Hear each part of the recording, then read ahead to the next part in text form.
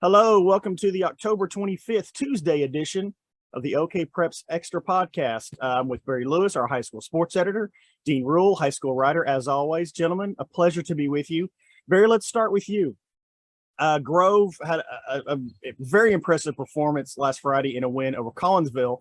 Emmanuel Crawford, in particular, rushed for 345 yards. Unbelievable performance. How good was that performance? You were there.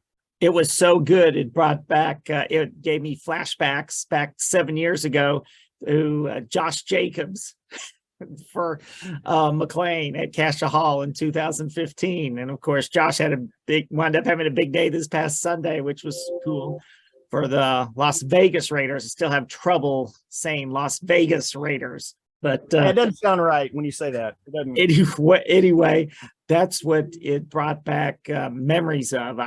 Something I could compare it to. Although in this case, Emmanuel Crawford's team won, as opposed to Josh Jacobs' team lost on that cold night back in 2015, which is about at the same time of the year, which was such an incredible performance. Emmanuel Crawford did it all, and it was really interesting to see him do that because this was only the second time I'd seen him in person play. Of course, I've seen videos of him, and I named him to our all-state team last year as a junior.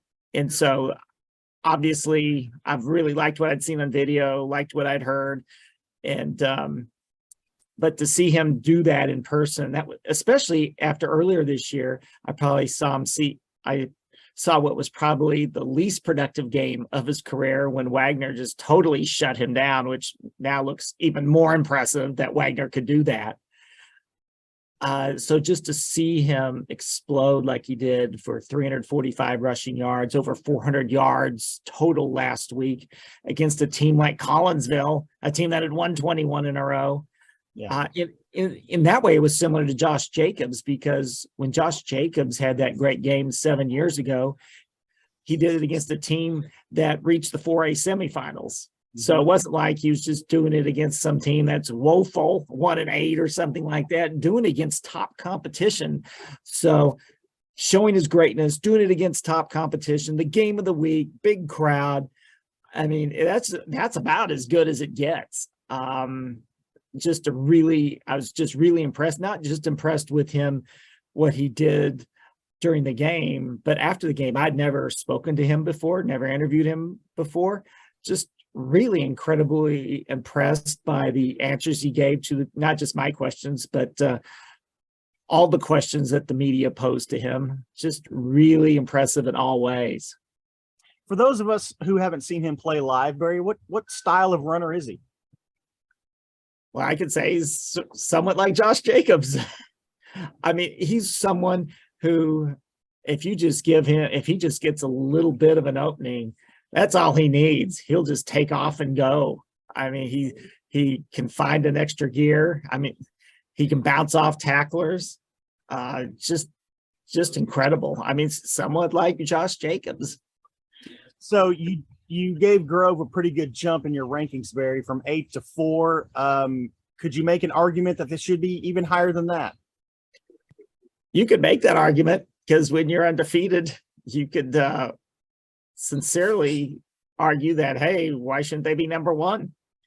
But then you have to look, and I would respect that argument, but then you have to look at who the competition is. 5A is just loaded. I mean, and somewhat you can say that about Muskogee in 6A too. And Dean, do I have them ranked, Muskogee and Grove ranked too low?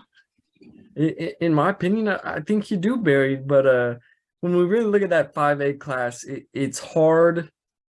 You know, only one team can be ranked number one, man. That's the problem. What you're saying, I agree with there, is that's deep. And you've got McAllister at 2. When you've got a guy like Eric McCarty, it's hard to rank those guys low away. You got Del City 3.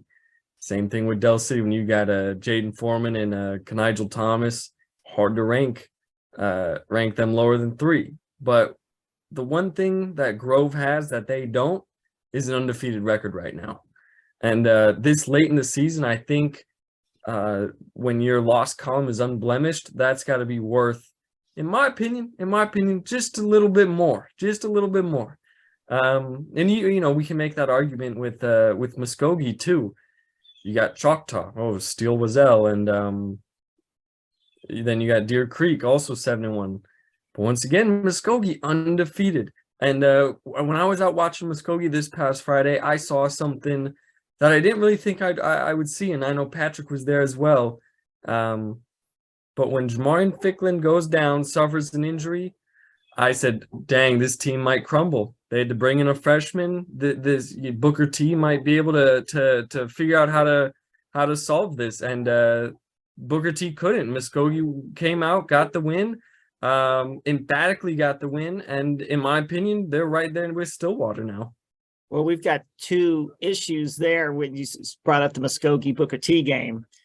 One was I'm glad you brought up the point about the two quarterbacks, because I wrote a column in Monday's World talking about the importance of having two quality quarterbacks. It's just increasing as in recent years. You really need to have two quality quarterbacks, and Muskogee showed us, because it's the first time I think we saw the backup, at least in a meaningful situation, that it does have two meaningful quarterbacks. Got him through a tough spot in the game when Ficklin was out briefly.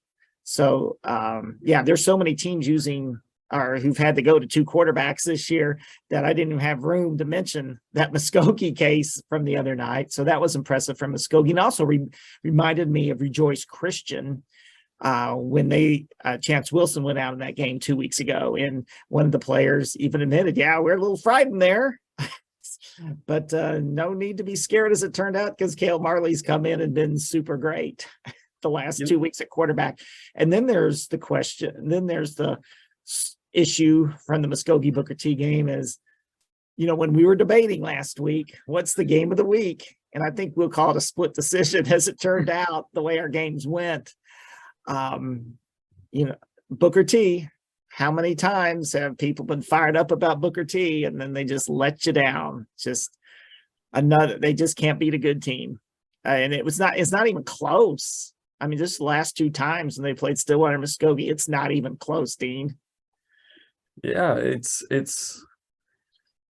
you don't want to put it into the disappointing category on the year, but they're now 4-4, 2 weeks left. I just think people expected more, and just with the talent they have, you hate to see with the level of talent they have what the record shows, because you think it shouldn't show that, but regardless, that's where they're at, and that's tough. But to your point, talking about two quarterbacks, I think you could almost, that could almost be seen as a benchmark of elite teams. Is, do you have two quarterbacks that can come in and manage a game and do what they need to do? Because in Muskogee, the freshman who came in, Koda Barnowski, he went 2 for 2, 78 yards and a touchdown. Now granted, had he stayed in the game, I'm not saying he would have kept up that being that efficient, but regardless, Rejoice Christian, that you're right, that's a great example of, hey, they've got two quarterbacks who are capable and know what they're doing and can make mature throws and mature decisions. I think that might be part of a benchmark for evaluating, hey, is this team elite? And when things go wrong, can this team respond and recover and win, especially come playoff time? It really is amazing how many successful teams, not just this year, but in recent years, have used had two quarterbacks play a significant amount of minutes, meaningful minutes, whether it's for strategic reasons because you've got two really good quarterbacks who complement each other well, or just because of injuries. We don't even need to bring up Bixby in their two quarterback system because they have two capable starters, but that's just Bixby at this point. In Bixby, they probably they really have more than two. We just see the two that share snaps in meaningful time, Kirby and Havens. But having seen their third string quarterback, I know he's good. He just doesn't get a chance to play meaningful minutes. And then if they had to, I'm sure they could shift Cordell Goolsby over there and not miss a beat either. So They've really got great depth at quarterback, and it's because we've seen what Cordell Goolsby could do at Talent Hall last year before he got hurt. Dean, remind me, the play that Ficklin got hurt on, that was an interception that Micah Tease pulled up and returned deep into Muskogee territory, correct? Am I remembering that right?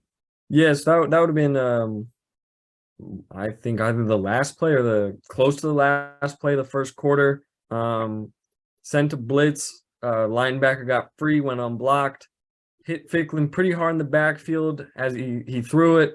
Little wobbly throw. Micah Tease picks it off. And so Ficklin threw 2 interceptions in that game, which doubles his season total from 2 to 4. But yeah, Ficklin looked all right. I wouldn't say, and he'd probably agree with me that it wasn't his best performance on Friday night, but the 2 interceptions, he still was able to come in, manage the game, get the win for them. But yeah, Ficklin, Micah Tease, that was the play there at the end of the first. The reason I bring that up, this is kind of another credit to Muskogee. That could have been a very big swing play in that game. Muskogee quarterback goes down, and he laid on that turf, Dean, for a little bit and wasn't moving. Yeah. And then when he got up and they kind of helped him off, he was limping pretty bad. So, and then Booker T, star player, picks it off. They run it back into, Muskogee territory. That could have been a real big momentum shift. And kind of what you said earlier about the freshmen coming in and kind of taking control. What could have been a big momentum shift really wasn't. Like, that's a credit to Muskogee, right? Yeah. They drove. That was probably Booker T's best drive of the game, and then Lathan Boone threw an interception. Yeah, threw an interception. They bring the freshman out. He hits Caden McGee on a 40-yard pass into the end zone, and momentum went right back to Muskogee, and they never let it go after that. All right, guys. Oh, Barry, go ahead, jump in. No, it just shows you where the programs are at right now, because Muskogee's offense wasn't nearly in the high gear like it usually is, and Ficklin didn't have his best game, and yet they still win 30-6. And now you've got Muskogee rolling, headed for a Week 10 showdown against Stillwater, which I'm sure we'll talk about next week. And you've got Booker T playing a third place game with Sand Springs on Friday night, which looks pretty much like a toss-up, although I'm going to give Sand Springs, Bobby Klink wasn't very happy last week, even though they won in overtime. And that was the good part for Sand Springs. They blew a 22-point lead. So Sand Springs and Booker T played a great game last year. And this year it looks like a toss-up in a battle for third place. Let's talk about this week a little bit, guys. I sort of view this week as almost like moving day in a golf tournament, where it's Saturday and you got one more round on Sunday. This is the second to last week of the regular season, so a good time to maybe get some wins. Each of you can answer this. This week is most important for who? Barry, you go first. I don't know. You could say it's most important. I mean, there's a couple of ways to look at it. This is 2 teams we don't usually talk about. Liberty and Mounds in that community, it is hugely important. It's the most important game, that rivalry, since the last century, since the 90s. Because the winner, you got to love games like this. The winner goes to the playoffs and the loser doesn't. Usually you see these type of games in Week 10 more so, but it's all or nothing, this game. And the rivalry is great anyway. And then you've got that component where Liberty hasn't made the playoffs since 1999. And it's winner take all as far as getting into the playoffs. So that's as big as it gets. Obviously, there's some other important, interesting games. I'll be at Jenks for Broken Arrow. Jenks, again, it's sort of like Sand Springs and Booker T. It's the battle for third place. It seems like in that district, not what you expect from when these teams play through the years, but that's what it is this year. And Barry, Oh, go ahead. I'm sorry, Barry. How's Jinx with all their injuries? Are they somewhat back healthy, or are they still dealing with some things? Well, they've got two running backs back, Jaden Carroll and Jalen Stanford. Jordan Schelling is out, but was at least out last week. So Jinx and Ty Walls looks in fine form. That was a really big injury earlier in the year. He is so valuable to them on both sides of the ball. And you could say the same for their lineman, two-way lineman, Milton White. He's back. I guess Dean can tell you more about Jinx and I, since he saw them in person last week, roll up 90 points, which we'll talk about in a moment. Another big game is Veneta Claremore Sequoia, a battle for second in that district. And reason that's important is you get to host a first round playoff game. So they're second in the district matchup of teams whose only loss is to Rejoice. So that's going to be very intriguing. Then you've got Holland Hall. Bristol and Holland Hall was very interesting to me, because remember when Holland Hall was 0-5? Doesn't seem that long ago. And people are wondering, what's wrong with Holland Hall? And lo and behold, they've won 3 in a row, which is the longest winning streak in that district, which is really interesting because that district, everyone's beating each other. So all the leaders, it's quite a scramble. Bristow, Verdigris, and Cassia Hall for the district title. And then you've got Holland Hall. Suddenly they're in 4th place. Remember when we were saying, are they even going to make the playoffs? Well, they still need another win to ensure that. But Bristow, Holland Hall, a few weeks ago, we would have thought, oh, Bristow would win that easily. Well, now it's a toss-up. So that's a very intriguing game to me. And then you've got Coweta at Del City. I think that will tell us a lot about where those teams are in the 5A picture. Dean, who are you looking for this week? Yeah, I think Barry played the greatest hits right there of what's coming up. But I really want to focus in on those last 2 games that he mentioned. Coweta at Del City really intrigued me, as well as Bristol Holland Hall. And with Holland Hall, Barry got it right in that, hey, these guys are on a little bit of a win streak. They're kind of hot right now. And it's, they need this win. If we're talking of, moving day, who's got the biggest implications going into this week, Patrick? I'd say it's Holland Hall for sure. Because if they can take down Bristow, Barry, I'd say they're a dark horse come playoff time, because they're capable. I mean, they were state runner-up last year. And granted, they lost Cordell Goolsby, but that's still a good team. And that's still one that, despite starting off the season pretty rough, I think they're surging at the right moment, and I think they could do something. And then obviously Coweta at Del City, just going to be super telling of just that class and how it all shakes out and who's playing who that first week of playoffs. So those are the 2 that I think are just super instrumental and important when we just talk about what it means for come playoff time. Holland Hall, they certainly, you say this a lot about a lot of the great programs like Jenks, and you can say that about Owasso now, which is surged back. Programs like that, even when they take some hits with injuries early in the season, they just know how to win. And it's in their DNA. They're winners, and they've got coaches who know how to win. And Holland Hall, after the 2 straight state titles, they're not going to go down easily. They know how to win, just like Jenks does after 2 straight state titles, and Owasso, which has won 2 titles in recent years. That is just in their DNA, and they know what it takes to win.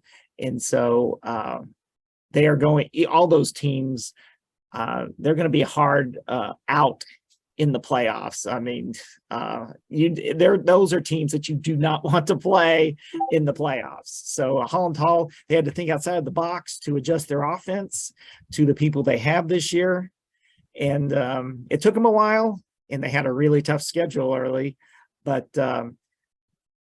they've got it figured out, and they're playing Holland Hall football right now. So we talked about Jinx a little bit, guys. They beat Southmore 90-9. So let's briefly talk about mercy rule in large classes. There's not one, obviously.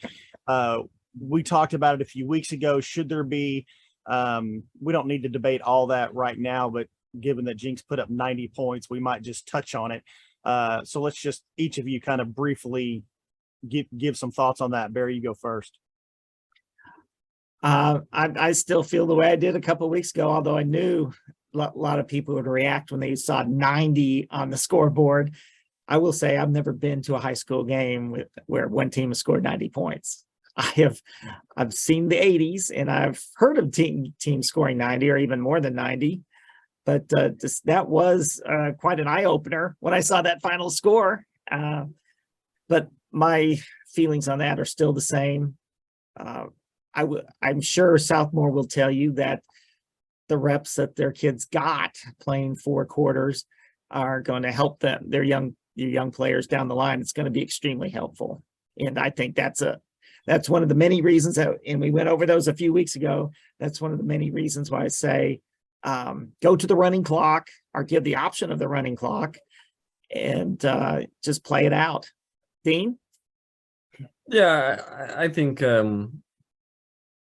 if we're just looking at this 90-9 win in just a microcosm, it probably should have just went to running clock in the second half. But I think by the time it got to the second half, it wasn't really a true football game anymore. I think it became more of a scrimmage, a practice. It's live reps, and Southmore's super young. Because when we talked about this a couple weeks ago, I had just spoken to the Southmore coach who lost 80-0 to Bixby that week, and he said, "Hey, this team, their quarterback's a true freshman. Well, I guess in high school there's no reclassification really, but he was just a freshman. Just a super young team, a ton of underclassmen." And so I'm just going to assume that's what the thought was of, hey, let's just let these kids play and experience and learn. Let's forget that the score is even being kept. Let's just play. And then, Keith Riggs at Jenks took advantage of it too. Simeon Gilkey got to play a large majority of that second half at quarterback for them.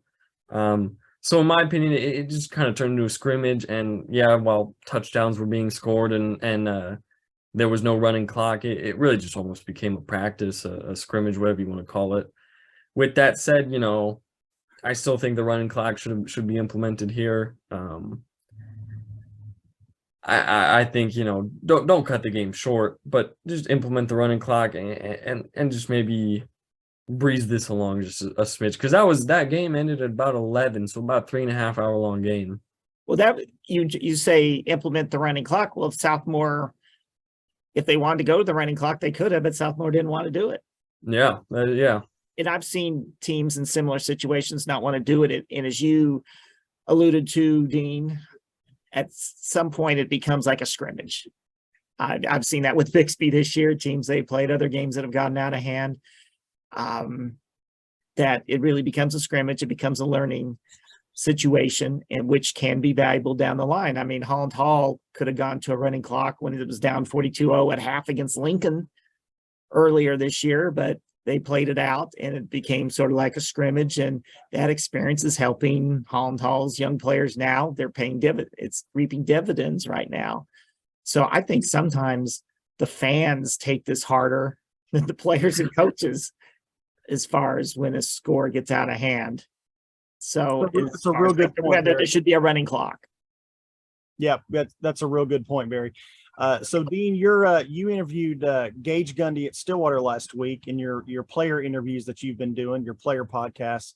That has been extremely popular podcast for us. Well, I think it's our most downloaded ever, and I need to double check that. But a lot of people got into Gage Gundy. He had some interesting things to say. But just wanted to kind of throw a tease out there that you'll be doing one this week. Not 100% who yet, but you'll get that going, and we'll of course blast it out there for everybody to see. So great interview with Gage. If you haven't listened to that, or your interview with Austin Havens or Micah Tees, that was a really good one too. Those are in our archives. Go check them out. Dean's doing a great job with these player interviews. And Barry, we're filming this on Tuesday. Tomorrow's photo day. It is. All right, why don't you talk a little bit about that? Very, very important day for us. It is very important. Tulsa, our annual winter sports photo day held in October. It's a come and go event from 3:30 to 6:30 p.m. at Union's UMAC. And teams are invited. I mean, we sort of focused it on the winter sports, basketball, swimming, and wrestling. But basically, if football teams who didn't make it in August want to come, they are welcome. And as well as spring sports teams, if they want to come, they are welcome too. They're invited. Coaches are invited to bring their top 5 to 8 players. They can either wear. A commonly asked question is, what do they wear? What do the athletes wear? And basically, it's some wear their uniforms. That's fine. Probably a majority wear warm-ups, and then some just wear clothes they would wear in a classroom. So it's so important to have photos on file, because in order to be eligible for Tulsa World Athlete of the Week honors, we have to have a photo of the athlete on file. And if you come to photo day, that is insured. So in the information we also get from the cards that the players fill out also is extremely helpful. So we encourage you to come to schools, to bring all teams to come to our Tulsa World Photo Day, 3:30 to 6:30 p.m. Wednesday, October 26th at Union's UMAC. And Barry, you'll be there. Dean, you'll be there. So if anybody wants to pitch a story idea or just say hello or offer any thoughts, you guys will be there. So, all right, guys, great stuff as always. Appreciate the time. We'll catch up next week. Thanks, Patrick. Thanks, Dean.